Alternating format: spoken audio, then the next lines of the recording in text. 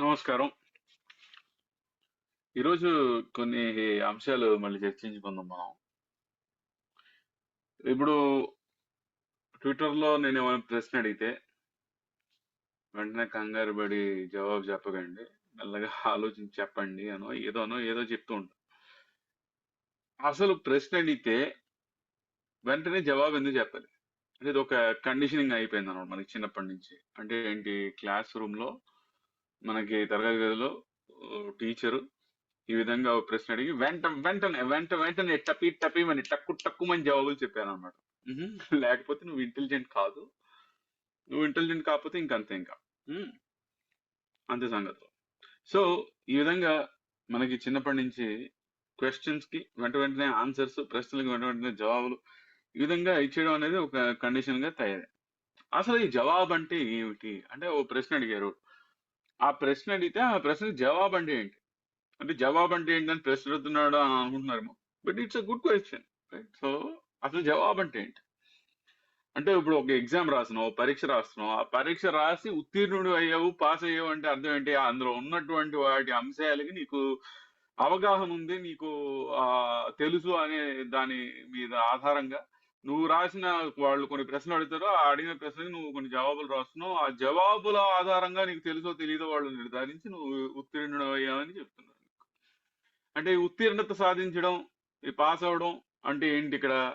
నువ్వు ఆ జవాబు రాసినప్పుడు దాని మీద నీకు అవగాహన ఉంది అని. అంటే అవగాహన ఉంటే జవాబు వస్తుంది. కానీ జవాబు వస్తే అవగాహన ఉందా? You see what I am asking. అంటే ఇప్పుడు ఒక ప్రశ్న అడిగాడు. ఆ ప్రశ్నకి నాకు అవగాహన ఉండి, నాకున్న అవగాహనతో నేను ఒకటి రాసాను జవాబు. ఆ జవాబు ఇంకోటి ఎవడో వచ్చి బట్టి కొట్టాడు. ఆడికి అవగాహన లేదు ఆడికి. వాడు అది బట్టి కొట్టాడు అంతే. నేను రాసింది బట్టి కొట్టాడు. బట్టి కొట్టి వాడిని ఆ ప్రశ్న అడిగినప్పుడు వాడు బట్టి కొట్టింది రాసాడు. అంటే ఇప్పుడు దిద్దేవాడు, ప్రశ్నలు దిద్దేవాడు ఏమనుకుంటాడు? ఓకే, వీడు రాశాడు కాబట్టి వీడికి అవగాహన ఉండి ఉంటుంది. వీడికి అవగాహన ఉంది కాబట్టి వీడిని ఉత్తీర్ణుడు చేస్తాం. ఇప్పుడు ఈ విధంగా ఉత్తీర్ణుడైన వాడు రేపు పొద్దున వెళ్ళి ఏమవుతున్నాడు? వాడే ఉపాధ్యాయుడు, దిద్దేవాడు వాడే అవుతున్నాడు. సో వాడేం చేస్తాడు? వాడు అదే చెప్తాడు పిల్లలకి. అరే, ఈ ప్రశ్న అంటే ఏంటి? ఈ ప్రశ్న అంటే ఇదిగో, ఇది జవాబు. ఎందుకు? ఈ పాఠ్య పుస్తకంలో రాశారు. పాఠ్య పుస్తకంలో రాశారు కాబట్టి ఇదే జవాబు. ఉమ్. కొన్ని పాఠ్య పుస్తకాలు నా అనుభవం ప్రకారం కరెక్ట్. నా కొన్ని పాఠ్య పుస్తకాలు అంటే టీచర్ చెప్తున్నాడు, కొన్ని పాఠ్య పుస్తకాలు నా అనుభవం ప్రకారం కరెక్ట్. అంటే ఏంటి? 1+2 = 3, 3+5 = 8. ఇవి అంటే నేను ఈరోజు ₹3 నీకు ఇచ్చి రేపు ₹5 నీకు ఇచ్చిన తర్వాత ₹8 కనీసం వడ్డీ అవన్నీ పక్క పెడితే ₹8 ఇచ్చినట్టు అని ఏ విధంగా అయితే మనకి అనుభవ ప్రకారం పూర్వకంగా ఉందో దాన్ని బట్టి ఓకే, దీన్ని బట్టి మన మ్యాథ్స్ బుక్స్ కరెక్టరా అని అనుకుంటాడు. అని అనుకుని ఎవడో అవగాహన ఉండి రాసినటువంటి అంశాన్ని వాడు బట్టి కొట్టి వాడు ఉత్తీర్ణుడై వాడు మళ్ళీ అదే అంశాన్ని వాడికి అవగాహన లేకుండా పిల్లాడి చేత బట్టి కొట్టించి విద్యార్థికి అదే చెప్పి మళ్ళీ విద్యార్థి అదే తిరిగి రాస్తే అదే దాన్ని ఆ బట్టి కొట్టిందని తిరిగి తీసుకుని అది అవగాహనగా భావించి వాడిని ఉత్తీర్ణుడు చేస్తున్నాడు. ఇప్పుడు ఏమైంది? అవగాహన అంటే ఏంటి? అంటే బట్టి కొట్టి రాయట్లేదు సార్, ఐఐటి జేఈలో బాగా ఆలోచించి ఫార్ములాలు వేసి రాస్తున్నారు. అది ఇంకో లెవెల్ అంతే. అది అంటే ఏంటి? అందులో వాడు ఇప్పుడు వేవ్ పార్టికల్ డ్యుయాలిటీ అంటే వాడు ఇన్వెస్టిగేట్ చేసేంత టైం ఏం లేదు అక్కడ ఐఐటి జేఈలో. లేకపోతే స్పెషల్ రిలేటివిటీ అంటే ఇప్పుడు ఓ మూలకి వెళ్ళిపోయి కూర్చుని అసలు స్పెషల్ రిలేటివిటీ అంటే ఏంటి అని ఐన్స్టీన్ ఆలోచించిన విధంగా ఆలోచించట్ల వాడు. వాడికి ఏంటి ఇచ్చారు అంతే, delta T equal to 1/√1 - v² + c² equation ఇస్తున్నాడు. దాన్ని అపాన్ దట్ హీఈస్ బిల్డింగ్. అంటే ఏంటి? ఆర్ షీఈస్ బిల్డింగ్ అంటే ఏంటి? ఆ మ్యానిపులేట్ చేయగలుగుతున్నాడు. ఎవడో అవగాహన ఉండి ఆ అవగాహన తోటి వాడు బట్టి కొట్టి వాడు ఏదో చెప్పాడు, దాంట్లో ఉన్నదాన్ని మ్యానిపులేట్ చేయగలుగుతున్నాడు. అంతేగాని వీడికి అవగాహన ఉన్నట్టు కాదు. అసలు ఈ అవగాహన అంటే ఏంటి? ఈ నాలెడ్జ్, నాకు ఈ నాలెడ్జ్ ఉంది అంటే ఏంటి? అంటే ఇప్పుడు ఒకటి ఇంట్యూటివ్ నాలెడ్జ్ అంటాం అన్నమాట. ఇంట్యూటివ్ నాలెడ్జ్ అంటే నాకు అవగాహన, అది నిజంగా చెప్పాలంటే అవగాహన, నాకు అంతర్గతంగా నాకు అవగాహన ఉంది. ఆ ఇంట్యూషన్ ఉంది నాకు. అది దానికి పదాలు లేవు. ఆ ఇంట్యూషన్ కి పదాలు లేవు. పదాలు లేవంటే ఏంటి? నాకు ఇప్పుడు ఇంట్యూషన్ ఉంది అని నాకు తెలుసు అంతే. అది నాకు ఇంట్యూషన్ ఉంది అని నేను ఎన్ని పదాల్లో అయినా మీకు చెప్పలేను నేను. మీకు ఇంట్యూషన్ ఉంది అని మీకు తెలుసు. ఆ ఇంట్యూషన్ ఆ ఇంట్యూటివ్ ఫీలింగ్ అనేది మీకు తెలుసు అంతే, దానికి పదాలు లేదు, అది నిర్వచనం, దానికి వచనం లేదు దానికి. సో దానికి నిర్వచనం తెలుసు అంటే ఏంటి, ఒకటి నీకు ఇంట్యూటివ్ గా అవగాహన వరకు వెళ్ళావు. నువ్వేమనుకుంటున్నావు, పదాలు సరిగ్గా ఒకదాని పక్కన ఒకటి పదాలు పెట్టేసి ఎవడో ఇంట్యూటివ్ గా వెళ్ళి దాన్ని తెలుసుకుని వాడు ఈ పదాలు చెప్పిన తర్వాత ఆ పదాన్ని మాత్రం తీసుకుంటున్నాను. ప్రేమ అంటే ఏంటి, హ్మ్? ప్రేమంటే ఇదా, ప్రేమంటే అదా, ప్రేమంటే ఇంకేదోనా, ప్రేమంటే ఇంకా ఇలా ఏదో లస్కుటపా అన్నట్టుగా ఏదో చెప్పొచ్చు. ఆ లస్కుటపాకి దీనికి తేడా లేదు, ఎందుకంటే both you're not understanding, just manipulation of words. It's a bunch of words. ఆ బంచ్ ఆఫ్ వర్డ్స్ నీకు అవగాహన నీకు ఇంట్యూటివ్ గా ఉన్నదాన్ని పదాలు అక్కర్లేదు, నిర్వచనం, ఆ నిర్వచనం దాకా నీకు తెలియదు. అప్పుడు ఆ అవగాహన ఉన్నప్పుడు మాత్రమే నీకు నిజంగా నీకు ఆ పదం అనేది తెలుసు. ఆ ఇంట్యూటివ్ గా ఉన్నది భాష మూలంగా వర్బల్ గా బయటకు వస్తుంది. ఆ ఇంట్యూటివ్ గా ఉన్నది వర్బల్ గా బయటకు వస్తుంది. ఇక్కడే భాష అనేది ఎందుకు ముఖ్యం, ఎందుకంటే నీకు అంతర్గతంగా అంతర్లీనంగా ఉన్నటువంటి జన్యువు ఒక సంస్కృతి ప్రకారం, ఒక సాంప్రదాయం ప్రకారం అది వృద్ధి చెంది ఆ ఆ సాంప్రదాయ సంస్కృతిలో ఒక విధంగా తయారైంది అది. ఆ తయారైన దానికి ఒక రకమైన ఇంట్యూషన్ ఉంది. ఆ రకమైన ఇంట్యూషన్ ఇది రకమైన భాష, ఎందుకంటే ఆ భాష అనేది ఆ ఇంట్యూషన్ నుంచి బయటకు వచ్చింది, కాబట్టి ఆ అవగాహన నుంచి అది బయటకు వచ్చింది. అంటే ఇప్పుడు తెలుగు మాత్రమే ఇంట్యూషన్ తెలుసుకోగలం అని నేను చెప్పట్లేదు, ఎందుకంటే of course I'm using the very word intuition which is English.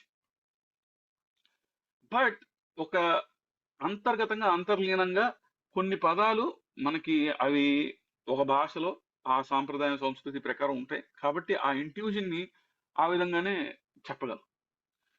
Intuition to verbal, ఈ వర్బల్ అనేది ఒక సింబాలిక్ వే అన్నమాట. సింబాలిక్ వే అంటే ఏంటి, ఇప్పుడు చెట్టు అనే దానికి ఒక చెట్టు అనే పదం, చెట్టు అనే పదం చెట్టు కాదు, చెట్టు అనే చిత్రం చెట్టు కాదు, చెట్టు అనే ఫోటో చెట్టు కాదు, చెట్టు ఉంది, అది చెట్టు, అది చూసి ఆ చెట్టు అనే పదం చెట్టు కాదు. సో బట్ ఈ సింబల్ ఇస్తున్నాం, ఈ సింబల్ ఇచ్చి దానికి ఒక రిలేషన్షిప్ ఎస్టాబ్లిష్ చేస్తున్నాం ఈ చెట్టు అనే పదానికి. అంటే అది అక్కడ ఈ మామిడి చెట్టు అంటే మన పెరట్లో మామిడి చెట్టు అంటే మన పెరట్లో నిజంగా ఉన్నటువంటి దానికి తనంతట తానుగా కనుక అది అది ఉంది, భూమిలో ఉండి దానికి నా నుంచి విడిగా అక్కడ ఉంది. నేను ఇప్పుడు రేపు పొద్దున వెళ్ళి చూస్తే మా పెరట్లో మామిడి చెట్టు అక్కడే ఉంది, నేను రేపు సాయంత్రం వెళ్ళి చూస్తే మా పెరట్లో మామిడి చెట్టు అక్కడే ఉంది. సో ఈ విధంగా దానికి మా పెరట్లో మామిడి చెట్టు అనే ఒక సింబల్, ఒక భాష నుంచి ఒక పదాన్నో ఒక వాక్యాన్నో ఏదో ఒకటి దానికి సింబాలిక్ ఇస్తాం. ఈ సింబాలిక్ లో నెక్స్ట్ లెవెల్ ఏంటంటే పదాలు, స్కీమ్స్. అంటే ఇప్పుడు బెంజీన్ మాలిక్యూల్ అంటే బెంజీన్ మాలిక్యూల్ కి ఇలా ఒక 6 భుజాలు గీసేసి, హెక్సాగన్ గీసేసి దానిలో డీలోకలైజ్డ్ ఎలక్ట్రాన్ క్లౌడ్ 0 చుట్టేసి ఇది బెంజీన్ రింగ్ అండి అని చెప్తాం.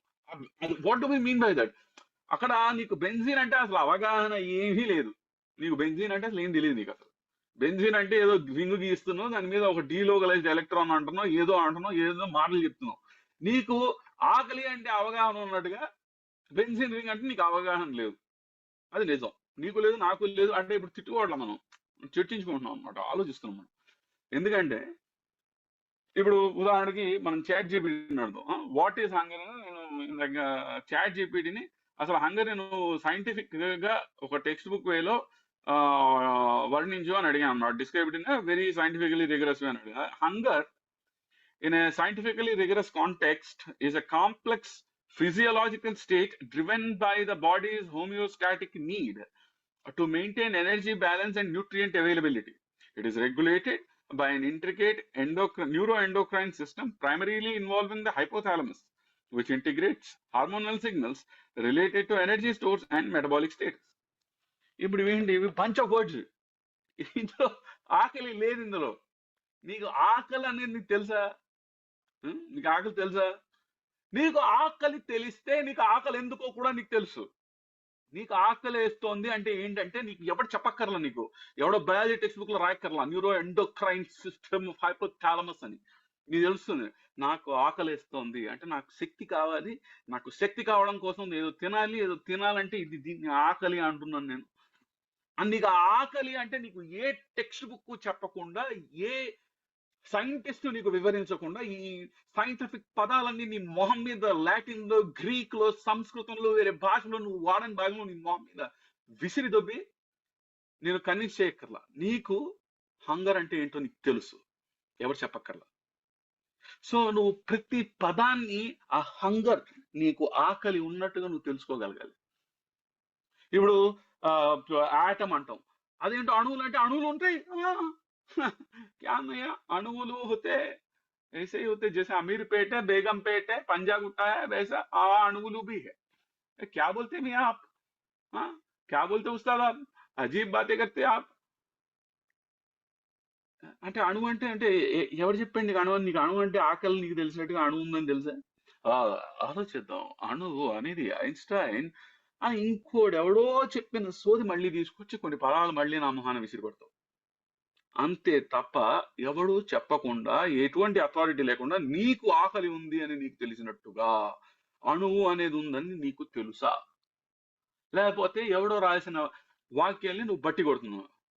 అసలు అణువు అంటే ఏంటి? ఆ, మిగతా వాళ్ళు బట్టి కొట్టినా sir, but I know it. You see, ఒక పాజిటివ్ చార్జ్, ఒక నెగటివ్ చార్జ్, ఒక proton, neutron, it's quantum mechanical.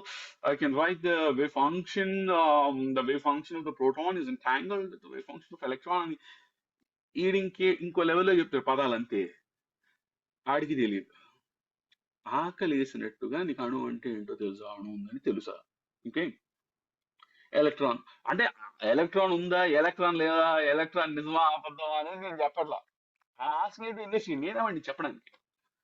నేనేమన్నో చెప్తే నువ్వు వింటే అది డిపెండెన్స్. అది డిపెండెన్స్. నేను చెప్తున్నాను, నువ్వు వింటున్నావు, డిపెండెన్స్ అది. నువ్వు డిపెండెంట్ అయినప్పుడు నువ్వు, నీకు ఇండిపెండెన్స్ స్వేచ్ఛ ఎక్కడి నుంచి వస్తుంది? అంటే నీకు డిపెండెన్స్ ఉందంటే నువ్వు వేరే వాడు చెప్పిన దాన్ని విని నేర్చుకుంటున్నావు. అంటే నేను భారతీయుని, భారతీయుని, నేను హిందువుని, నేను ఇది, నేను అది, నేను అదే. ఇంకోటి చెప్తుంటే ఇది అంటే ఇది, ఇదంటే ఎలా, తెలుగు అంటే ఇలా ఉండాలి అని ఎవడో చెప్తుంటే ఆ ఇచ్చిన నెరేటివ్ ని నువ్వు నీ మనసులో నింపేసుకుని ఇది నేను అంటున్నావు. అప్పుడు అది డిపెండెన్స్. అది ఇండిపెండెన్స్ కాదు. ఇండిపెండెన్స్ అంటే నువ్వు పక్కవాడి మీద ఆధారపడకుండా నీకు నీ అంతగా, నీకు ఆకలి ఉంది అని నీకు ఇండిపెండెంట్ గా తెలుసు. ఎందుకంటే అది నీకు తెలుసు కాబట్టి. నీ ఆకలి నీకే తెలుసు, ఇంకెప్పటికీ తెలీదు. నువ్వు ఎవడి మీద ఆధారపడక్కర్లా. సార్ నాకు ఆకలి వేస్తుంది సార్ అని చెప్పడానికి, అసలు ఆకలి అంటే ఏంటో తెలుసుకోవడానికి, ఆ ఆకలి అంటే ఇది అని నీకు ఏ బయాలజీ టెక్స్ట్ బుక్ చెప్పక్కర్లా, ఎవడు చెప్పక్కర్లా. నీకు ఇండిపెండెంట్ గా తెలుసు. అలా నీకు అన్ని ఇండిపెండెంట్ గా తెలుసు. అప్పుడే నీకు ఇండిపెండెన్స్ ఉంది, లేకపోతే డిపెండెన్స్. సో ఈ ఎలక్ట్రాన్ అనేది నీకు ఇండిపెండెంట్ గా తెలుసా? ఇన్వెస్టిగేట్. ఎందుకంటే నువ్వు తెలుసుకుంటేనే నీకు తెలుస్తుంది. నేను చెప్తే నీకేం తెలుస్తుంది? అది డిపెండెన్స్. సో ఇప్పుడు ఈ డెత్ అంటే ఏంటి అంటే, డెత్ అంటే ఏంటి, బర్త్ అంటే ఏంటి? ఈ బర్త్ పుట్టుక అంటే ఏంటి, సావు అంటే మరణం అంటే ఏంటి? Death and birth. ఇప్పుడు మనం ఈ ఆకలి గురించి మాట్లాడాం కదా, హంగర్ అని. ఇది ఎవరికి తెలుసు? ఈ హంగర్ ఒకటి తెలుసు అంటున్నాం, అదే వాడు ఎవడు? ఆ తెలిసినవాడు, హూ నోస్ ఆ హంగర్. అంటే ఇప్పుడు ఇంట్యూటివ్ గా ఒకటికి తెలుసు అంటే ఏం చెప్పాం మనం? ఇంట్యూటివ్ గా ఉంటుంది. అది పదాల్లో చెప్పలేము, నిర్వచనం. దాని నుంచి వచనం ఒక సింబాలిక్ గా, ఒక వర్బల్ గా పుట్టుకొచ్చి దాని నుంచి మ్యాథమెటికల్ గా, ఆ మ్యాథమెటికల్ గా ఆర్ స్కిమాటిక్ గా ఈ రకరకాలుగా ఎదుగుతుంది. అంటే ఏంటి? మోడర్న్ సైంటిఫిక్ మెథడ్ అంటే ఏంటి? అది బాల్ ని తంతే తప్ప అది కదలదు అని న్యూటన్ వచ్చి చెప్తే గానీ తెలియదని కాదు. అది ఇంట్యూటివ్ గా ఎప్పుడో ఎవడికో తెలుసు. అంటే ఒకటి ఉంది, అది కదిపితే తప్ప కదపదు. ఒకటి ఒకటి ఉంది, అది కదిపితే తప్ప కదలదు అని చెప్పడానికి. ఒకటి మూవ్ అవుతోంది, ఒకటి కదులుతోంది, దాన్ని ఆపితే తప్ప ఆగదు. అది ఏదో ఒకటి ఆపాలి. అది నేను చేత్తో ఆపచ్చు, లేకపోతే గాలి ఆపచ్చు, ఇంకోటి ఆపచ్చు, ఏదో ఒకటి ఆపాలి. కానీ ఆపితే తప్ప అది ఆగదు, కదిపితే తప్ప అది కదపదు. ఇదేమి 16వ శతాబ్దం వరకు ఎవడో తెలియకుండా కూర్చోలా. అప్పటి వరకు చక్రాలు కనిపెట్టేసి ఎన్నెన్నో చేసేసి అక్కడి నుంచి ఇక్కడికి వెళ్ళిపోతాం, అన్ని తెలుసు. అది ఇంట్యూటివ్ గా తెలుసు. సో న్యూటన్ గొప్పతనం ఏంటి? అది ఇంట్యూటివ్ నుంచి వర్బల్ గా తెలిసిన దాన్ని కణాదుడు వీళ్ళందరూ కూడా వర్బల్ గా చెప్పారు. దాన్ని మ్యాథమెటికల్ గా ఒక క్యాలిక్యులస్ తోటి ఒక మ్యాథమెటికల్ లెవెల్ కి తీసుకొచ్చాడు. ఆ మ్యాథమెటికల్ మ్యానిపులేషన్ యూజ్ చేసేసి మనం ఇంకేవో చేసేయచ్చు. అది వేరే. ఈ మ్యాథమెటికల్ లెవెల్ మాత్రమే తెలియడం అవగాహన కాదు. అవగాహన అంటే ఏంటి? Mathematical to verbal, verbal to symbolic, symbolic to intuitive. నీకు ఇంట్యూటివ్ దాకా వెళ్ళేంత వరకు నీకు ఇంట్యూటివ్ గా వెక్టర్ అంటే ఏంటో, నీకు ఇంట్యూటివ్ గా లెంగ్త్ అంటే నీకు ఇంట్యూటివ్ గా తెలియకపోతే నీకు తెలియనట్టే. నీకు ఆ మ్యాథమెటికల్ ఫార్ములాస్ తెలియచ్చు, నీకు వెక్టర్ క్యాలిక్యులస్ తెలియచ్చు, లీనియర్ ఆల్జీబ్రా తెలియచ్చు, ఇంకోటి అయితే తెలియచ్చు, but it's all pointless. Okay. So నీకు వేరే వాడి మీద ఆధారపడకుండా అది ఉంది అని నీకు తెలియడం అది. సో ఇప్పుడు ఇది ఎవరికి తెలుసు, ఇది తెలుసు అంటున్నది ఎవరికి తెలుసు ఇది? ఈ ఒకడున్నాడు వాడికి ఇంట్యూటివ్ గా ఇది తెలుసు అంటే, ఈ ఇంట్యూటివ్ గా తెలుసు అంటే ఏంటి? There is somebody. ఒక మనం పెరుగుతున్న కొద్దీ మనకి పుట్టిన పిల్లాడికి వాడికి నేను అనే అవగాహన భావన ఏమీ లేదు వాడికి. వాడికి ఏంటి, ఈగో సపరేషన్ లేదు వాడికి. వాడు ఉన్నాడు, పిల్లాడు ఉన్నాడు. ఇది మనకి ఎలా తెలుసు? ఇది నువ్వు ఇన్వెస్టిగేట్ చేయాలి, నేను చెప్తే నమ్మకూడదు. ఇది ఆ పిల్లాడు అనేవాడు అనేక రకాల ఇంప్రింట్స్ వాడికి ఆల్రెడీ మెదడు అనేది ఉంది. ఆ మెదడు ఏంటి, వాడి తల్లిదండ్రుల జన్యువుని బట్టి తల్లిదండ్రుల నుంచి ఒక రకంగా సంక్రమించింది. అది ఒక విధంగా తయారైంది, ఒక విధంగా ఉంది. ఆ ఉన్న దాంట్లో వాడికి చుట్టుపక్కల జరుగుతున్న వాతావరణాన్ని బట్టి, వాడి చుట్టుపక్కల జరుగుతున్న చర్యల్ని బట్టి వాడి యొక్క మెదడు ఒక విధంగా తయారయ్యి, ఒక విధంగా ప్రవృద్ధి చెంది, ఒక విధంగా ముందుకెళ్తోంది. ఆ ముందుకు వెళ్ళడంలో ప్రీఫ్రంటల్ కార్టెక్స్ లో కొన్ని న్యూరాన్స్ కనెక్ట్ అయ్యి ఆ న్యూరాన్స్ నుంచి రిఫ్లెక్ట్ అయ్యి మనసులో ఒక సంభాషణ మొదలవుతుంది. ఆ మనసులో సంభాషణ ఏంటి? అది నీకు ఒక సెన్సేషన్ అనేది, చేతికి ఒక వేడి అనే సెన్సేషన్ వస్తే అబ్బా వేడి అనే సంభాషణ లోపల జరుగుతుంది.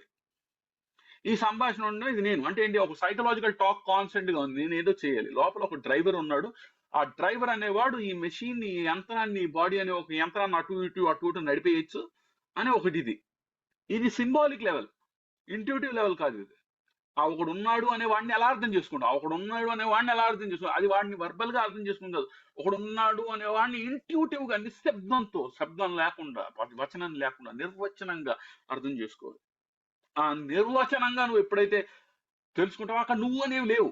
నువ్వు అనేవాడు ఉన్నాడు. నువ్వు అనేది పదం. నేను అనేది ఒక ఇండివిజువల్. ఒక ఇండివిజువల్ అంటే ఏంటి అసలు? నిజానికి ఇండివిజువల్ అంటే ఏంటి? అవగాహన ప్రకారం ఇండివిజువల్ అంటే ఏంటి? ఏదైతే మనం భాగించలేమో అది ఇండివిజిబుల్. అది అదే ఏదైతే భాగించలేమో, ఏదైతే అనంతమో అదే individual. It is infinite. That is the real meaning of individual. దాన్ని మనం ఒక భాగంగా చేసాం అనమాట. అది భాగం కాదు అది. సో ఈ భాగంగా చేయడం అంటే ఏంటి? ఎవడో డ్రైవర్ ఉన్నాడు, దాన్ని ఒక వర్బల్ గా, నేను అనేదాన్ని ఒక చిత్రంగా, ఒక ఇమాజినేషన్ గా నా లోపల వాడు చిన్న రోబోట్ లాగా వాడు కూర్చున్నాడు. అటు డిసైడ్ చేసేసి అటు ఇటు వెళ్ళాలి అటు వెళ్ళాలని డిసైడ్ చేసినప్పుడు కోపం వచ్చింది అది అంతే. వాడు ఎవడు లేడు అక్కడ. ఇది నేను చెప్తే వినడం కాదు, ఇది ఇంట్యూటివ్ గా తెలియాలి. అది జరుగుతోంది. అంటే జరుగుతుంటే ఎవడో వాడు కూర్చుని డ్రైవర్, అబ్బా నేను నడపట్లేదు, డ్రైవర్ నడుపుతున్నాను, చూసేవాడు ఎవడు లేడు అక్కడ. మరి ఆ ఉన్నది, నిజంగా ఉన్నది, అది నిర్వచనం. అది నిశ్శబ్దం. అక్కడ శబ్దం లేదు, వచనం లేదు, పదం లేదు, ఏమీ లేదు. అది ఇంట్యూటివ్ గా. కానీ ఇంట్యూటివ్ దాంట్లో ఏదో ప్రీ ఫ్రంటల్ కార్టెక్స్ అని ఇంకోటని నేను అని ఒక అవగాహన, నేను అనే భావన, నేను అనగా నా పేరు ఇది, నా మొహం ఈ విధంగా ఉండను, నా చెయ్యి ఇంత, నా పొడుగు ఇంత, నేను ఇది, నేను అది, నేను ఇంకోటి అనే ఐడెంటిఫికేషన్ చేసి ఆ అక్యూములేషన్స్ ఏవైతే ఉన్నాయో ఇవన్నీ వర్బల్ సింబాలిక్. నేను ఒక హిందువుని అనేది ఒక సింబాలిక్ థింగ్. నేను అనేది ఒక సింబాలిక్ థింగ్. ఆబ్జెక్టిఫికేషన్ అనేది అదే. ఆబ్జెక్టిఫికేషన్ అంటే ఏంటి? నాలో వాడు ఉన్నాడు, ఆడు నడుపుతున్నాడు, అది ఆబ్జెక్టిఫికేషన్. ఆ ఆబ్జెక్టిఫికేషన్ లో వచ్చినటువంటి నేను ఒక హిందువుని. ఆ హిందూ అంటే ఏంటి? అది మళ్ళీ ఒక ఇమేజ్. అది హిందూ అనేవాడికి ఆధార్ కార్డు లేదు, హిందూ అనేవాడికి పాన్ కార్డు లేదు. ఓకే, సో ఆ హిందూ అనేవాడు అది ఒక ఇమాజినరీ బీయింగ్ అనమాట, ఒక ఇమేజ్. అది ఆ ఇమేజ్ ని పట్టుకుని ఆ ఇమేజ్ అనేవాడిని నేను. ఈ విధంగా ఇది అంటే ఈ మహాభారతం ఇది రామాయణం ఇది, వీటిని చదివేవాడిని. అవి కూడా ఏంటి, అవగాహనతో కాదు, కేవలం పదాల్లో మాత్రమే ఉండిపోయే భావదారిద్ర్యంలో బతికేవాడిని నేను అని ఉన్నటువంటి ఏదో ఒక నేను అనే భావన చచ్చిపోతే దట్ ఈస్ డెత్. ఆ నేను అనే భావన లేదు ఇంకా, అంతే. That is it. మరి నేను అనే భావన లేకపోతే ఇలా ఉండాలి అలా ఉండాలి, దట్ ఈస్ ఇట్. నేను అనే భావన లేదు ఇంకా. నువ్వు సూసైడ్ చేసుకోవాలంటే నువ్వు సూసైడ్ చేసుకోవాలంటుంది ఎందుకు? నీకు ఈ నేను అనే భావం వల్ల నాకు నొప్పిగా ఉంది, నాకు ఇదిగా ఉంది, నాకు ఇదిగా ఉంది. ఆ నాకు అనేది లేదు అది నిజానికి. It is just a made up thing. ఆ నాకు అనేది ఒక మనకు ఉన్నటువంటి చర్యలు, దీన్ని నేనేదో చెప్తే నువ్వు వినడం కాదు. అది ఇంట్యూటివ్ గా నీ అంతటా నువ్వే, నీకు ఆకలి తెలిసినట్టుగా తెలుసుకోవాలి. అది నీ అంతటా నువ్వే అంటే మళ్ళీ నేనున్నాను, నేను వెళ్ళేదో సెర్చ్ చేస్తున్నాను, నేను వెళ్ళేదో ట్రాన్స్లేట్ చేసి ఎదుగుతున్నాను కాదు. ఎవడో టార్చ్ లైట్ వేసి ఎవడు ఎతికేది అని ఎతికితే ఎలా దొరుకుతాడు? సో అది నిర్వచనంతో తెలుసుకుంటే ఎవడు తెలుసుకుంటాడు? టార్చ్ లైట్ వేసి ఎవడో ఎదుగుతున్నాడు, టార్చ్ లైట్ వేసి ఎవడు ఎదుగుతున్నాడు అనే వాడిని టార్చ్ లైట్ వేసి ఎవడో ఎదుగుతున్నాడు. చూసి అది ప్రతిసారి టార్చ్ లైట్ ఎవడేసాడు ఎతికేవాడు అని నువ్వు టార్చ్ లైట్ వేసినప్పుడు నువ్వు ఆ టార్చ్ లైట్ వేసిన వాడినే ఎదుగుతున్నావు. టార్చ్ లైట్ వేసిన వాడు ఎప్పుడు దొరకడు. నువ్వు మళ్ళీ రెండో టార్చ్ లైట్ వేస్తే నువ్వు రెండో టార్చ్ లైట్ వేసినవాడు. అప్పుడు మొదటి టార్చ్ లైట్ వేసినవాడు కనబడతాడు కానీ రెండో టార్చ్ లైట్ వేసినవాడు కనబడ్డు. అప్పుడు రెండో టార్చ్ లైట్ వేసినవాడు ఎవడంటే మూడో టార్చ్ లైట్ వేసినప్పుడు వాడు మూడో టార్చ్ లైట్ వాడు కనబడ్డు, రెండో టార్చ్ లైట్ వాడు మొదటి టార్చ్ లైట్ వాడు కనబడతాడు. సో రూపం దృశ్యంతి నయనం, నయనం దృశ్యంతి మనః, మనః దృశ్యంతి దృక్, దృక్ ఏవ నా దృశ్యతే. అంటే ఎన్నెత్ టార్చ్ లైట్ వేసేవాడు ఎప్పుడు కనబడ్డు, N-1 టార్చ్ లైట్ వరకే కనబడుతుంది. ఎవడికి కనబడ్డు? అది మళ్ళీ ఇంకో టార్చ్ లైట్ వేసాడు. సో ఈ ఇంట్యూటివ్ గా నిర్వచనంగా నేను అనేది అసలు యాక్చువల్ గా అసలు ఆ భావన అంటే ఏంటి?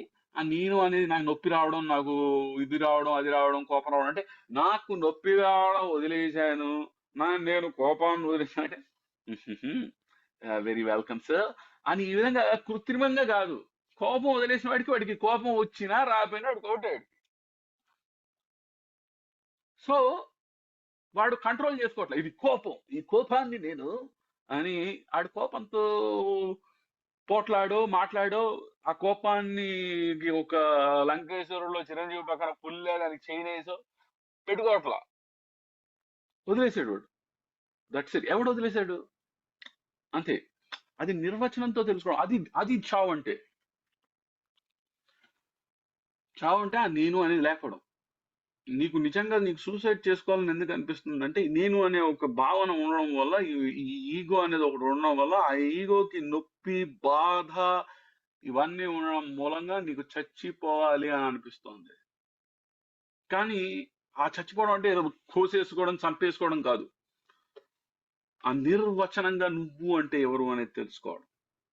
అది ఒకసారి తెలుసుకున్నప్పుడు అంతే. ఇంకా అది అనంతం. అది ఆనందం అంటే ఏంటి? ఆనందం అంటే అన్లిమిటెడ్ ఎనర్జీ, అనంతం. అంటే అన్లిమిటెడ్ ఎనర్జీ అంటే ఇలా పొంగుతూ వంగుతూ అలా కాదు. ఆలోచించు. నేను చెప్పింది నమ్మకు. నువ్వు నీ అంతటా నువ్వుగా ఆరది. సో ఈరోజు దీన్ని ఇక్కడితో ముగిద్దాం. జై హింద్, నమస్కారం.